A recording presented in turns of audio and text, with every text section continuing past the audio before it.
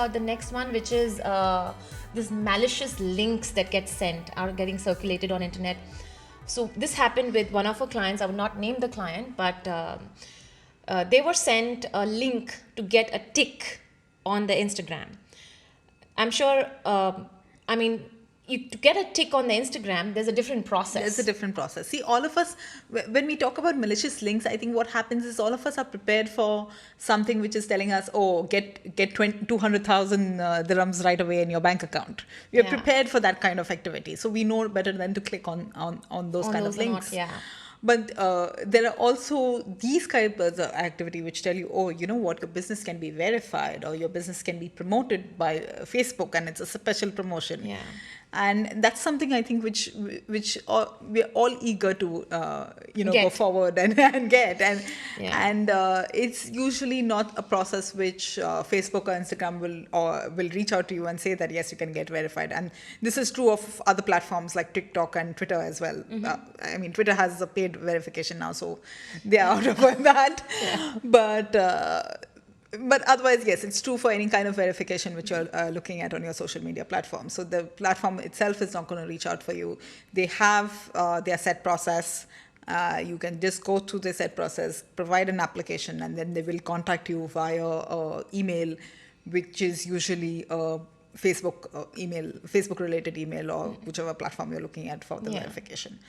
So I think that's one piece which we need to look at, that making sure that we don't have these malicious links which we are don't act on these malicious links. Don't act on the malicious links or emails. The second piece is also talking about plugins and browser extensions. Yeah. I think we take browser extensions, and this is true even for me, or even for an educated person in the security field. Browser extensions and plugins is something which we take very lightly and casually, because it's something which we say, oh, you know what, I'm not even downloading anything, I'm just adding an extension and it's going to help me in the immediate, and I'll remove it in maybe 5 minutes if that's the case. But browser extensions and plugins are also something which can send data. Yeah, they can send data, they can cause this kind of malicious activity to happen on your device, and then it just kind of spreads from there. Yeah. An interesting fact to be noted was in August, they actually found over 25,000 websites on WordPress which had malicious plugins. And Macs were affected from there. So the whole concept of, oh, if I'm using an Apple device, I'm safe. Yeah. It's not necessary. Touch wood, I'm a big Apple follower. I'm very loyal to Apple. I have all gadgets of Apple, my watch, my phone, my computer, so that everything is linked, of course. So touch wood has never happened to me ever, and may God never make that happen to me.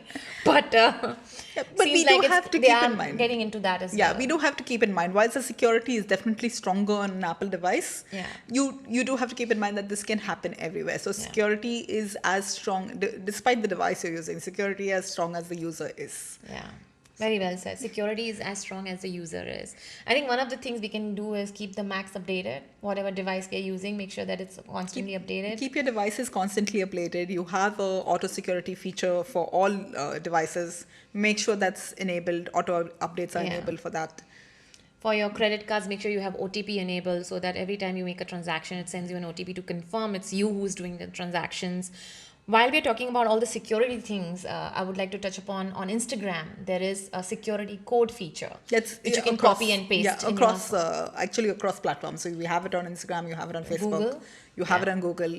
You have backup codes which are available. Yes. So how can they get the backup codes on Instagram, for example? So on Instagram, you just go into your settings, you go to security. There's a space over there which says recovery/backup codes. You click on that and you take a screenshot of it, and you can use it at any point of time. So this is a very handy, and most of the hacks we've heard happens to Instagram.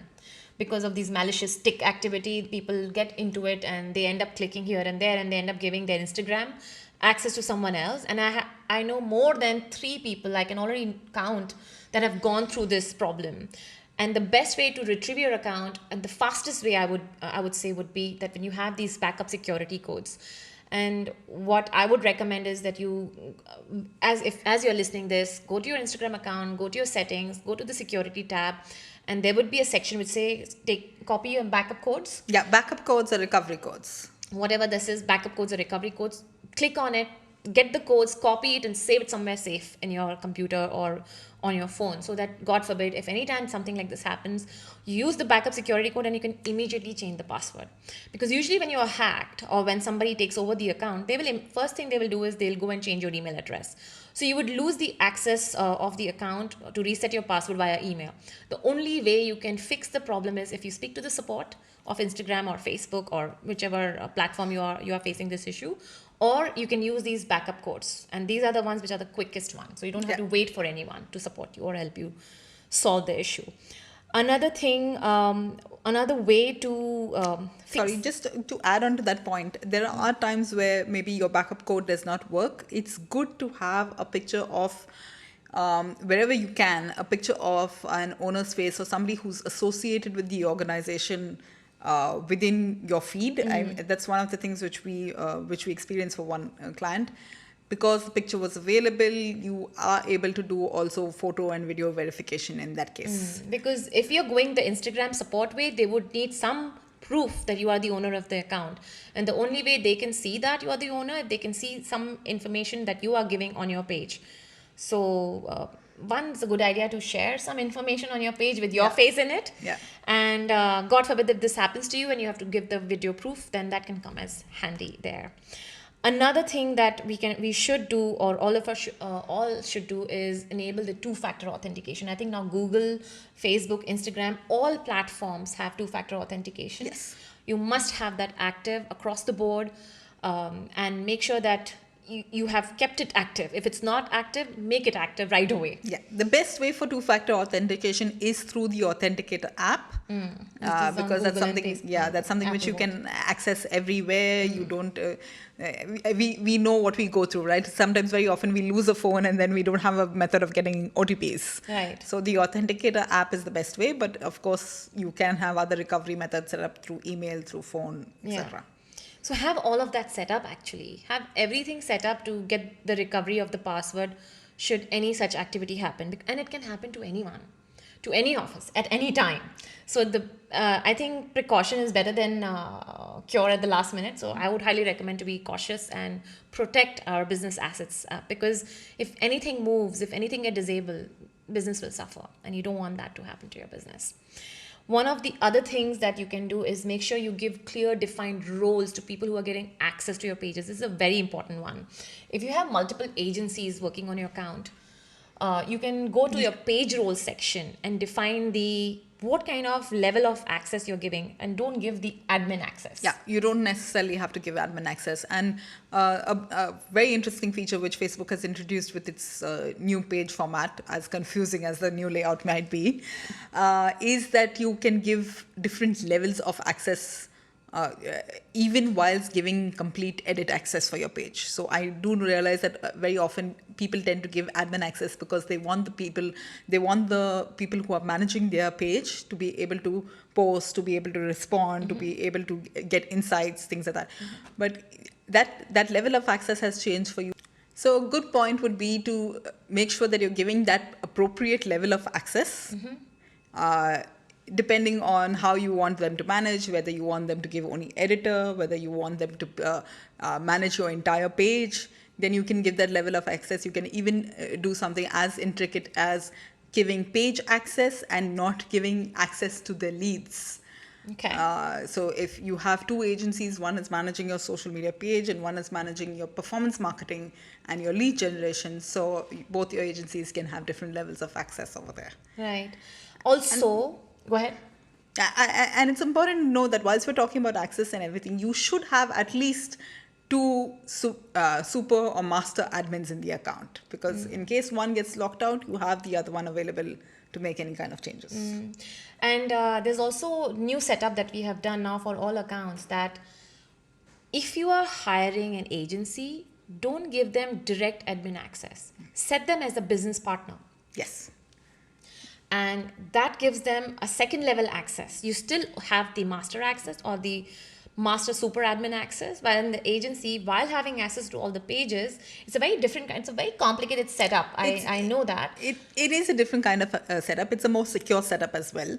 And that is the right setup. That's the right setup ideally, because ideally speaking, access to your page and to your company assets should belong with your company. And they're your company assets, and they should remain with your company, your organization set of people as well. So whilst you are the owner, you will have one more super admin who's there from your organization itself. And then the rest of it, whatever the relationship with the agency, will become a partner. Yeah, and this way you can have multiple agencies working on your account, having the right accesses without taking over the account. And then, because I've heard cases in the past where clients' ownership has moved to the third person who's not the owner of the company, and then the client has to keep begging for access to move to another person. So don't do that to yourself. Make sure you give the right accesses. If you don't understand this, Google it. Like, this information, all the information is on Google. It's a little technical, but you can figure out the way. And Facebook support, specifically since we're talking about partner access, Facebook support as well has a very detailed link on there which talks about page accesses, business manager accesses, and what partner access means. So make sure go through that. I think Facebook itself has very deep, in-depth knowledge base and textual support that you can read, and they have all the steps written there properly to follow. Most of your platforms have a very in-depth knowledge base or these kind of knowledge centers or knowledge hubs. It's a question, I think, of going through it. It's a little bit vast. On that note, Facebook has actually launched a policy course that we have gone through. There are multiple policy courses. There's a whole program, certification program on policies. And we make sure that that the team who is handling ads manager for all our accounts actually goes through that and gets the certification. And that when you have that, it becomes much easier to get your ads released if they are restricted as well. And I think when one of the times we were setting up ads, we saw that option because we had taken the policy certification. Some special options came in the ads manager. Do you remember? I'm not too sure. No. Wherein we could get the ads enabled much quicker. Yes, you get that in your support, when you're raising your support case. That's when you have the special options. Yeah, when you're raising your support case, it tells you that, okay, fine, this is the option, this is the ad which was disabled, have you made so and so changes, and then you can just select it and it goes for automatic appeal. And lastly, while we're talking about security and making sure everything is safe, one of the things we discussed was having regular security audits. Yes. That you recommend. See, even the best of us, what happens is we know the security concerns that can happen. So we all go through the process when we're setting up. So you get a new client, or the client is new to social media completely. So you go through the right processes, you set up your account in the right way, you have all your security measures in place, and 6 months down the line, you've not looked at your security ever again. And that happens with all of us. So I think it's important to make sure that we take that time out and we focus on the fact that we should have security audits at least once a quarter. If you're a little bit more cautious, it can be once a month, but at least once a quarter, saying that, okay, this person will go through the security center of all my platforms. Facebook has a security center, Google has a security tab, and just go through the steps over there. It tells you exactly how you want to look at activity, which of your admins or which of your people who have access to your pages are doing something which is maybe not ideal, or they don't have two-factor authentication turned on or anything like that, and you can take a call from there. And also it gives you a chance to also clean up your access list. Right. Yeah, we have this, right? A lot of people join organizations, leave organizations, things like that, and accesses continue keeping on adding on.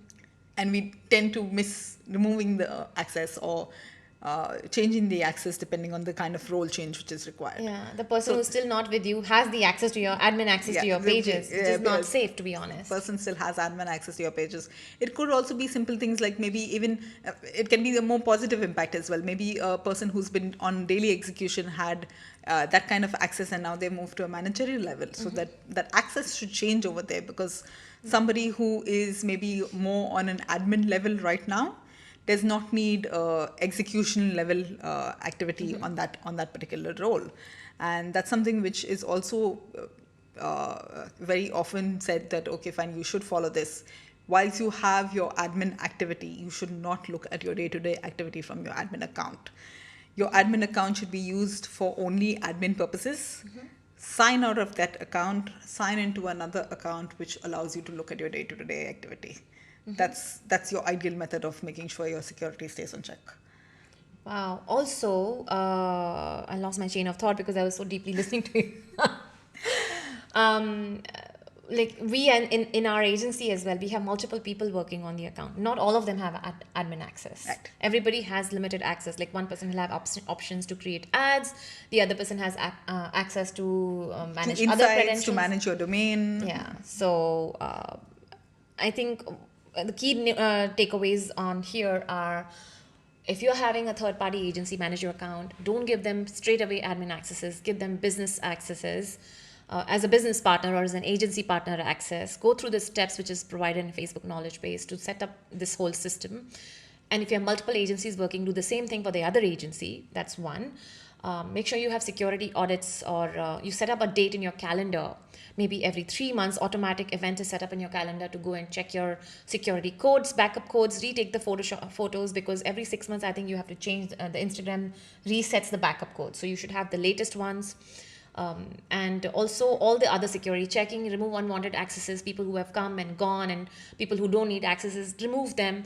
If you don't want to do it, assign this to someone else to do it for you. Yeah. But make sure you have these systems in place. And this is for your security. And if you're talking about restrictions and account suspensions, this is also something which you can do from Facebook. Facebook has an account quality section. So just visit the account quality section regularly. It will tell you how many restrictions you've had in the past week or past month, and how many things have gone right. So it just helps you with your account suspension as well. Yes. And last one takeaway, stick to one support ticket, whichever platform you're facing an issue with, and just follow the steps through that support tickets. Restrictions, disabling, suspension, all of this will happen. It doesn't need to happen, but if you're trying and testing different things, you will face some hiccups here and there. Don't panic, don't be anxious, follow the steps, be patient, and keep at it. Don't give up on if anything like this happens to your account. I hope you enjoyed the episode today. All the links that we mentioned here about the hacks, disable, suspensions, we'll mention it in the description of this episode. Wherever you're watching or listening this, or whether on iTunes, iTunes, Spotify, or on YouTube, you'll have all the details of all the links mentioned in this episode in the description below. Please, please, please share this podcast with people you think can benefit from listening to this. Like us, share us, help us grow. Thank you so much for watching. Until next time.